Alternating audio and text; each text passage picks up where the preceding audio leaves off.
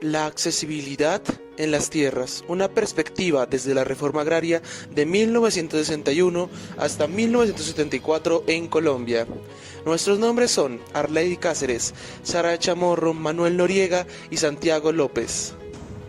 La Colombia de 1957 y 1974 transcurrió bajo la implementación del Frente Nacional, el cual pretendía llevar a Colombia de la época de la violencia a una época de mayor tranquilidad por medio de la implementación de políticas tales como la reforma agraria de 1961.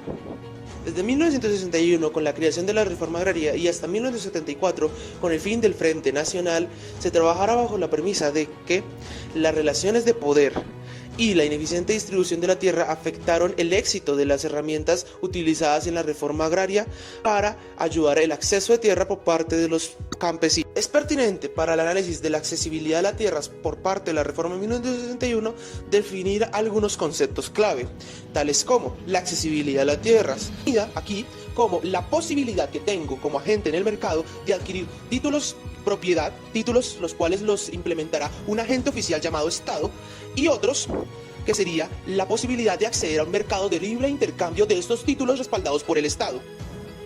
Durante este periodo se utilizará la definición de reforma agraria basada en los cambios de tenencia de tierras, lo cual considera la afectación de quien tiene tierra y además el suelo, el agua y otros recursos. La política de tierras se considera bajo los supuestos del manejo de los recursos o factores de producción, tales como la tierra, el agua y otros factores diversos dentro de los territorios, mas no implementará acciones sobre la tenencia de tierras que afecta las relaciones de poder. Por último, el desarrollo rural se definirá a partir de la combinación de todas las diferentes palabras clave que hemos construido: la reforma agraria, la política de tierras y la accesibilidad rural, añadiendo el encadenamiento de diferentes sectores que permitan el desarrollo social dentro de las regiones.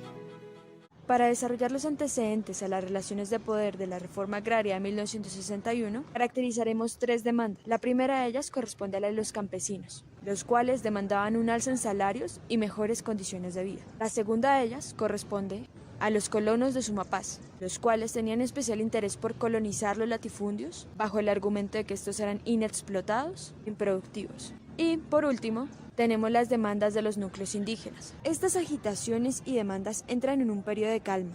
Esto debido a la representación de ellas en la Ley 200, la cual tiene como eje fundamental función de la tierra como uso social, donde surge la postulación de extinción de dominio para aquellos que tengan inmuebles inexplotados durante 10 años posteriores a la expedición de la ley. Sin embargo, al cumplirse estos 10 años, el gobierno responde con indiferencia a lo establecido por la Ley 200. Presionado por ello, Alfonso López Pumarejo en 1944 tramitará la Ley 100, que lejos de su propósito inicial, terminará alargando el periodo de terminancia a 5 años más. Esto dará inicio a la época de violencia, caracterizada fuertemente por la expoliación a territorios indígenas y por la apropiación de territorios con títulos falsificados. Finalmente, estos movimientos rurales desarrollarán una unión muy cercana con los movimientos guerrilleros al margen de la ley.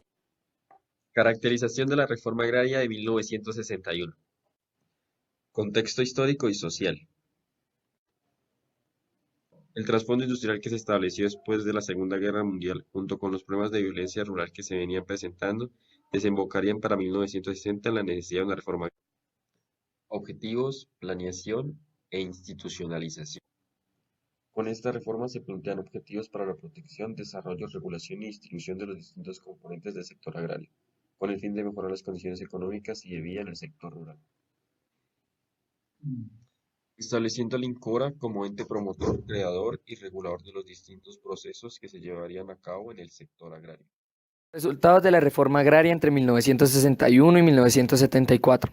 Mediante la Ley 135 de 1961, el Estado desarrolló créditos subsidiarios para las unidades familiares campesinas, buscando facilitar el acceso a la tierra por parte de estas.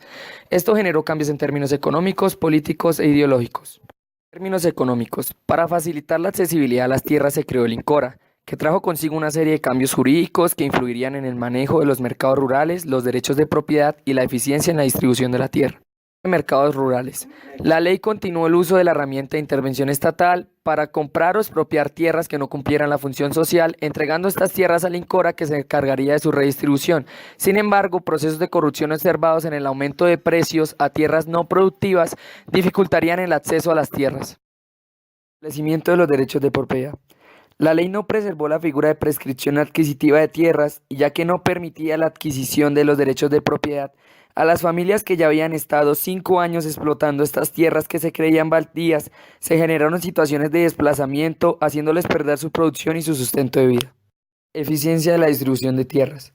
En la ley se fijó un orden de afectación de los predios por el INCORA que buscaba proteger las tierras adecuadamente explotadas.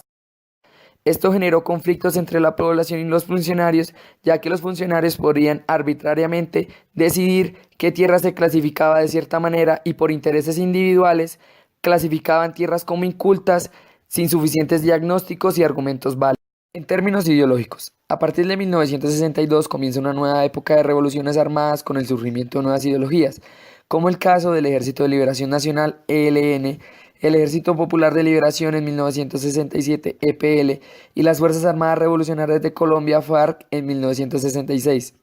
El nacimiento de estas nuevas ideologías transformó la accesibilidad a las tierras en el mercado agrícola colombiano, unas como modelo de protección hacia la población campesina y otras como lucha en contra de los abusos de las milicias de los propietarios y la debilidad de un Estado que brilla. Resentimiento social, aumentan las violencias. Aciertos. El surgimiento de estos nuevos grupos armados como las FARC generaron presiones militares sobre terratenientes que en muchos casos tuvieron la necesidad de negociar con estas guerrillas, generando una nueva distribución de tierra, que era entregada a los campesinos que habían sido desplazados. Desaciertos. Estas nuevas violencias que invadían los campos colombianos generaron reacciones adversas en los líderes políticos, como la creación del bandidismo independiente por medio de milicias individuales que en muchas ocasiones desalojaron familias campesinas de sus tierras, como el caso de Duma al Aljure en el Valle del Guayabero. En conclusión, el nacimiento de nuevas guerrillas debido a la nueva era de ideologías armadas se generó por el sentimiento de un Estado ausente y la necesidad de una protección inmediata por parte de la población campesina. Esta situación desarrolló una distribución de tierra desplazando a los terratenientes en favor de la población, pero creando bandidismo individual por parte de estos, que más tarde desplazarían a más familias campesinas. Las decisiones que tomaría el INCORA serían en sus resultados una falta clara de sus funciones principales, que llevarían a un desincentivo de la población para el acceso a las tierras. Por último, las condiciones de poder político que ostentaba la ley de terrateniente pudo efectivamente haber influido en la implementación y diseño de la reforma agraria, no permitiendo el libre acceso de los campesinos a las tierras que alquilaban a las grandes familias terratenientes.